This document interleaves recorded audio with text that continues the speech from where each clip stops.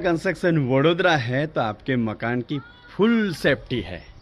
ये देखो last final में हैवी लोहे का डोर दे दिया है और एक ब्यूटीफुल रूम भी बना दिया है ऊपर।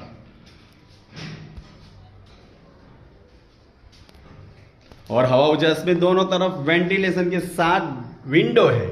यहाँ भी विंडो है, यहाँ भी विंडो है, ताकि एयर सर्कुलेशन आगे से पीछे से कंप्लीट निकलेगा और अंदर एसी की जरूरत नहीं है, ठंडी हवा का महसूस कराएगा मक्का कंस्ट्रक्शन वडोदरा। वालेकुम दोस्तों, ये देखो सेकंड फ्लोर में सेफ्टी कर दी है और अब फर्स्ट फ्लोर में भी सेफ्टी कर दी है। ये आगे की गैलरी है, यहाँ बात है अटैच, तो यहाँ आगे की गैलरी पड़ती है, वहाँ भी हमने हैवी डिजाइन और फैब्रिकेशन डोर दे दिया है ताकि यहाँ से भी कोई अंदर न घुस जाए।